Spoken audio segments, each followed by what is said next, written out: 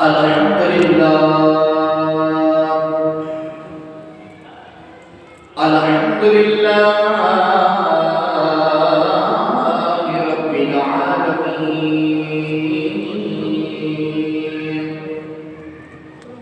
والعاقبة للمتقين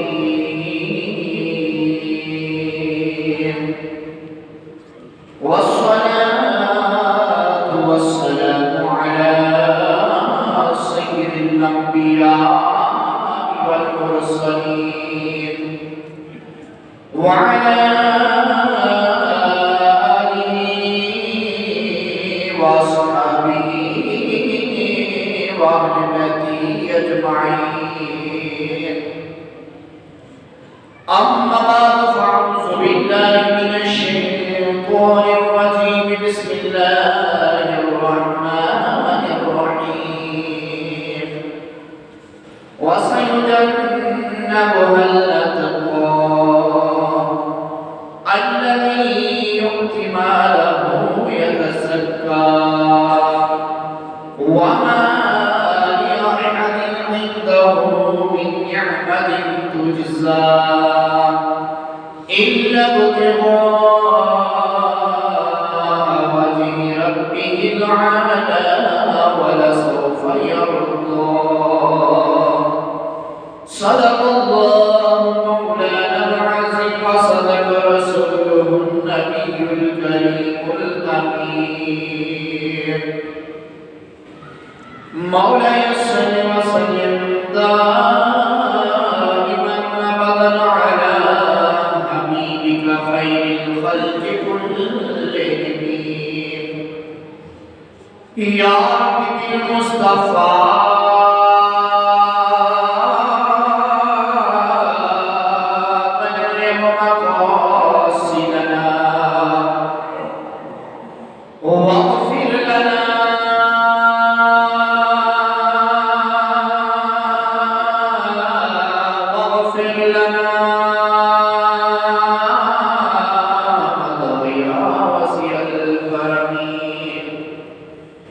قال الله تبارك وتعالى في شان حبيبه إن الله وملائكته يصلون على النبي يا أيها الذين آمنوا صلوا عليه وسلموا تسليما اللهم صل على سيدنا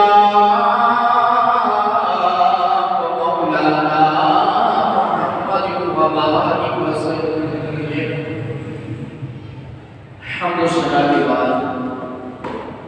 سامعین کی بکار میری آپ کے سامنے قرآن مجید فرمان حکیم میں سے آیات کریمہ کی تلاوت کی ہے۔ ان آیات مبارکہ میں رب کائنات نے اپنے پیارے محبوب علیہ السلام کے پیارے صحابی قصر صداقت کے شہنشاہ منبع صدق و صفا معدن وجود و عطا خلیفہ محبوب رب اکبر سیدنا صدیق اکبر رضی اللہ تعالیٰ عنہ کی عظمت و شان بیان فرمائی۔ سامعین محترم، اللہ رب العزت نے ان آیات مبارکہ کے اندر ارشاد فرمایا وَسَيُجَنَّبُهَا الْأَتْقَى الَّذِي يُؤْتِي مَالَهُ يَتَزَكَّى وَمَا لِأَحَدٍ عِندَهُ مِن نِّعْمَةٍ تُجْزَى إِلَّا ابْتِغَاءَ وَجْهِ رَبِّهِ الْأَعْلَى وَلَسَوْفَ يَرْضَى۔ فرمایا اور دور رکھا جائے گا دوزخ سے جو سب سے بڑا پرہیزگار جو اپنا مال دیتا ہے کہ ستھرا ہو اور کسی کا اس پر کوئی احسان نہیں جس کا بدلہ دیا جائے، صرف اپنے رب کی رضا چاہتا ہے جو سب سے بلند ہے اور بے شک قریب ہے کہ بلا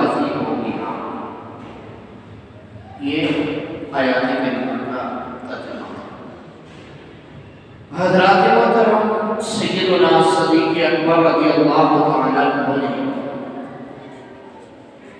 حضرت بلال رضی اللہ تعالیٰ عنہ کو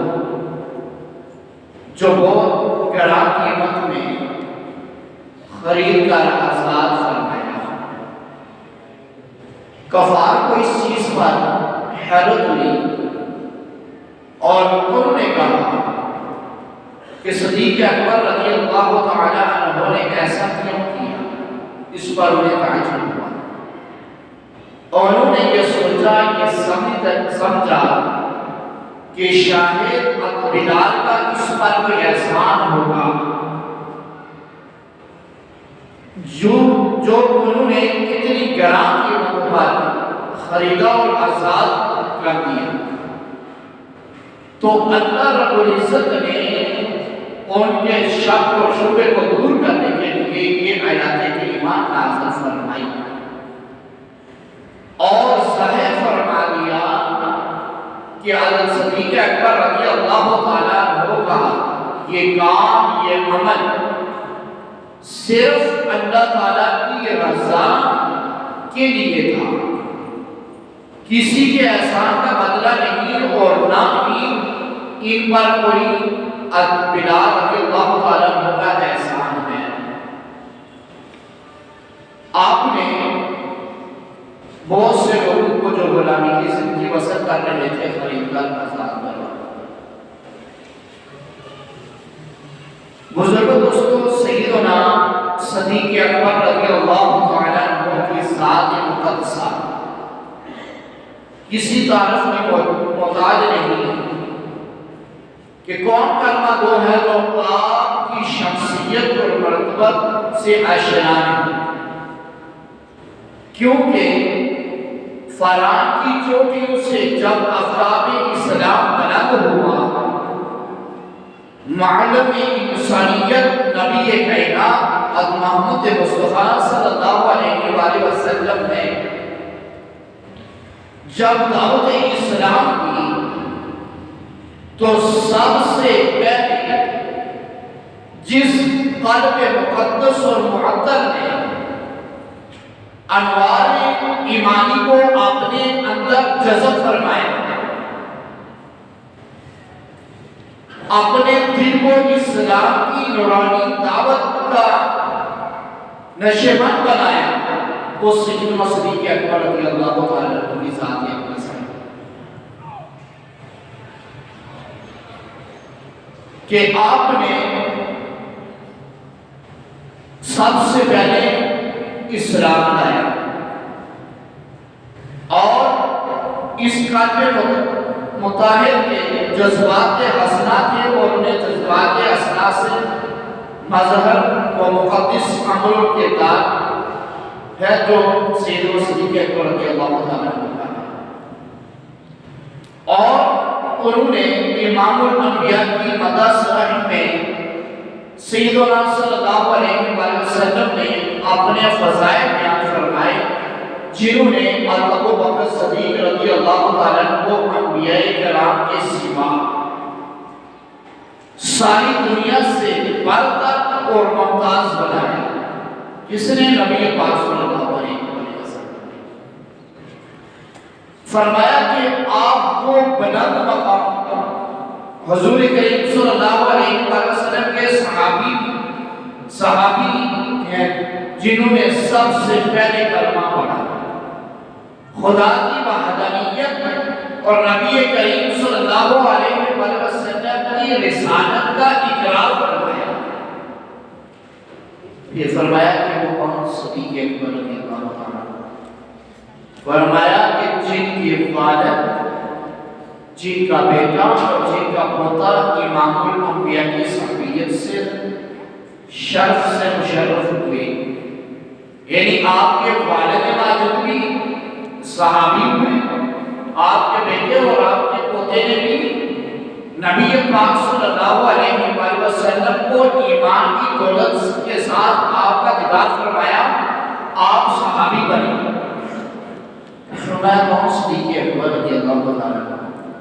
فرمایا جن کے قول اور فعل میں ایمانت و دیانت تھی، جن کی طبیعت میں شفقت تھی،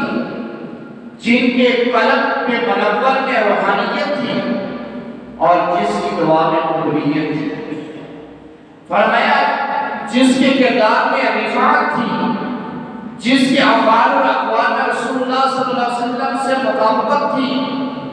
جس کی جلوت اور خلوت رسول اللہ صلی اللہ علیہ وآلہ وسلم کی سنت تھی، بلکہ جس کو دیکھنا رسول اللہ صلی اللہ علیہ وآلہ وسلم کی تلاوت تھی، اس کو حسن نبی کی خلافت تھی، امامت کے ساتھ ساتھ جس کے فیصلے میں عدالت تھی، میدان جنگ میں بہادری کی شجاعت تھی، جس کے بعد میں صحابت تھی، رائے خدا میں گھر کا کام اٹھانے میں جس کی عادت تھی۔ فرمایا وہ صدیق اکبر رضی اللہ تعالیٰ یہ فرمایا کہ وہ کون ہے صدیق اکبر رضی اللہ تعالیٰ؟ فرمایا ملائکہ حضور علیہ السلام کی آستانہ عالیہ پر حاضر مگر کربان جا صدیق اکبر رضی اللہ تعالیٰ کے مقدر کہ حضور جن کے گھر دن میں دو مرتبہ تشریف لے جاتے ہیں، یہ مقام ہے صدیق اکبر رضی اللہ تعالیٰ کہ حضور کے گھر میں حضور کی زیارت کے لیے عرش فرشتے نازل ہوتے ہیں، اور قربان صدیق اکبر رضی اللہ تعالیٰ کے مقدر پر کہ جن کے گھر میں امام الانبیاء دن میں 2 دفعہ تشریف لے جاتے ہیں، عائشہ صدیقہ رضی اللہ تعالیٰ عنہ فرمایا ان عائشہ زوج النبی صلی اللہ علیہ وسلم قالت لم اعقد ابوي الا هما يدين الدين ولم يمر علينا يوم الا ياتينا فيه رسول الله صلی اللہ علیہ وآلہ وسلم طرفی النہار بکرۃ و عشیۃ۔ فرمایا کہ عائشہ صدیقہ رضی اللہ تعالیٰ عنہا جو نبی کریم صلی اللہ علیہ وآلہ وسلم کی بیوی ہیں، فرماتی ہیں کہ میں نے جب سے ہوش سنبھالا، کیا فرماتے ہیں؟ جب سے میں نے ہوش سنبھالا میں اپنے والدین کو دین کی پیروی کرتے دیکھا۔ فرمایا جب سے ہوش سنبھالا میں نے اپنے والدین کو دین کی پیروی کرتے ہوئے دیکھا، اور رسول اللہ صلی اللہ علیہ وآلہ وسلم صبح اور شام روزانہ ہمارے گھر تشریف لے آتے تھے۔ عائشہ فرماتی ہیں کہ جب سے ہوش سنبھالا ہم نے دیکھا کہ ہمارا جو گھرانہ ہے وہ شریعت مطہرہ کا پابند ہے، اور دوسری بات ہم نے فرمایا کہ سب سے ہمارے لیے خوش نصیبی کی بات تھی وہ یہ تھی کہ امام الانبیاء ہمارے گھر میں صبح اور شام تشریف لایا کرتے تھے۔ فرمایا ہماری سب سے بڑی خوش نصیبی یہ تھی۔ اور رسول اللہ صلی اللہ علیہ وسلم کا فرمان ہے عن ابی ہریرہ قال قال رسول اللہ صلی اللہ علیہ وسلم من حج للہ فلم یرفث ولم یفسق وجع کیوم ولدتہ امہ۔ مشکاہ شریف کی حدیث سے معلوم ہے۔ ابو ہریرہ رضی اللہ تعالیٰ عنہ سے روایت ہے کہ وہ فرماتے ہیں کہ رسول اللہ صلی اللہ علیہ وآلہ وسلم نے فرمایا کہ جس نے اللہ تعالیٰ کے لیے یعنی اللہ کی رضا کے لیے یا حج کیا اور فاش کلام اور گناہ نہیں کیا، دوران حج نہ اس نے اپنی زبان پر کسی فاش کلام بولا اور نہ گناہ کیا، فرمایا کہ جب واپس ہوگا تو اس دین کی طرح ہوگا جس میں اس کی ماں نے اسے جانا۔ یعنی جب بچے کی ولادت ہوتی ہے تو بچہ ہر قسم کے گناہوں سے پاک ہوتا ہے، تو امام الانبیاء نے بھی یہی فرمایا تو اللہ کی رضا کی خاطر بیت اللہ شریف کا حج کرتا ہے، اپنے آپ کو گناہوں سے بچا کر جب وہ واپس لوٹتا ہے، فرمایا وہ اس حال میں لوٹتا ہے ایسے گناہوں سے پاک ہو کر واپس آتا ہے کہ جس طرح جب ماں اپنے بچے کو جنم دیتی ہے فرمایا وہ ہر گناہوں سے پاک ہوتا ہے، فرمایا اس طرح ہر گناہ سے پاک ہوتا ہے، واپس لوٹتا ہے۔ فرمایا وہ شخص حج کرتا ہے وہ ایسے ہو جاتا ہے جیسے ماں نے اسے ابھی جنم دیا، یعنی جب بچہ پیدا ہوتا ہے تو اس وقت اس کے ذمہ کوئی گناہ نہیں ہوتا ہے۔ تو بزرگوں دوستو حج کرنے والا ایسا گناہوں سے پاک ہو جاتا ہے، لیکن جو کعبے کو دیکھنے والا ہو، نماز پڑھنے والا نمازی ہو، جہاد کرنے والا غازی ہو، قرآن پڑھنے والا قاری ہو، حج کرنے والا حاجی ہو، اور حضور کو ایمان کے ساتھ دیکھنے والا صحابی ہو، جو سب سے افضل مقام جس کا ہے، تو فرمایا تو وہ پھر اس کا مقام کیا ہوگا کہ جس نے ایمان کی دولت کے ساتھ کعبے کو دیکھا ہو، جس نے حضور کے دیدار سے اپنے آپ کو سرفراز کیا ہو، فرمایا اس کا مقام کیا بھی فرمایا کہ کون صدیق اکبر رضی اللہ تعالیٰ، فرمایا کہ صدیق اکبر رضی اللہ تعالیٰ کا مقام یہ ہے کہ لوگوں جس نے کلمہ پڑھا تو پڑھنے والے کو دیکھا، جس نے اذان سنی تو اذان والے کو دیکھا، جس نے درود پڑھا تو درود والے کو دیکھا، جس نے خطبہ سنا تو خطبے والے کو دیکھا، جس نے قرآن پڑھا تو صاحب قرآن کو دیکھا، جن کی شان نبی کریم صلی اللہ علیہ وآلہ وسلم نے یوں فرمائی۔ حضرت سعید خدری رضی اللہ تعالیٰ عنہ روایت کرتے ہیں کہ رسول اللہ صلی اللہ علیہ وآلہ وسلم نے فرمایا کہ ساری انسانوں میں سے مجھ پر احسان کرنے والا اپنی صحبت و مال میں ابو بکر صدیق رضی اللہ تعالیٰ۔ اب یہاں والی خاتون انبیاء صدیق اکبر رضی اللہ تعالیٰ کے مقام کو فرمایا کہ سارے انسانوں میں مجھ پر احسان کرنے والا، فرمایا ساری کائنات کے جتنے میرے امتی ہیں، جتنے میرے ساتھی ہیں، ان سب سے زیادہ جو مجھ پر احسان کرنا اس سے محبت میں اور مال میں، فرمایا کہ وہ ابو بکر صدیق رضی اللہ تعالیٰ۔ اب آخری حدیث مبارکہ آپ کے سامنے بیان کروں گا، اس کا ابو بکر رضی اللہ تعالیٰ کو بیان کرتے ہیں، اور یہ حدیث مبارکہ بھی ابو بکر صدیق رضی اللہ تعالیٰ کی شان میں مذکور ہے۔ تو ابو ہریرہ رضی اللہ تعالیٰ کو بیان کرتے ہیں کہ رسول اللہ صلی اللہ علیہ وسلم نے فرمایا کہ ہم پر کسی کا احسان نہیں، تو فرمایا ہم پر کسی کا احسان نہیں مگر ہم نے اس کا بدلہ دے دیا، فرمایا جتنے کے احسان کا بدلہ ہم نے دنیا میں دے دیا سوا ابو بکر صدیق رضی اللہ تعالیٰ، ہم پر ان کا احسان ہے، اللہ تعالیٰ نے انہیں اس کا بدلہ قیامت کے دن دے گا۔ فرمایا ابو بکر صدیق کا احسان ہے ہم پر، فرمایا اس کا بدلہ رب تعالیٰ انہیں کب دے گا، فرمایا قیامت کے دن دے گا۔ مجھے کسی کے مال نے اتنا نفع نہیں پہنچایا، امام الانبیاء کیا فرماتے ہیں کہ مجھے کسی کے مال نے اتنا نفع نہیں پہنچایا جتنا ابو بکر صدیق کے مال نے مجھے نفع پہنچایا۔ اگر میں کسی کو خلیل بناتا، دوست بناتا، خلیل بناتا تو وہ بکر صدیق خلیل ہوتا۔ خیال رکھو تمہارے صاحب اللہ تعالیٰ کے دوست ہیں، فرمایا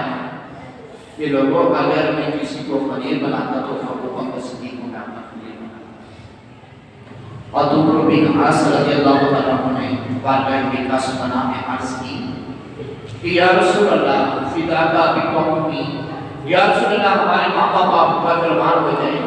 یا رسول اللہ آپ کو سب سے زیادہ محبت کس سے ہے؟ عمرو بن عباس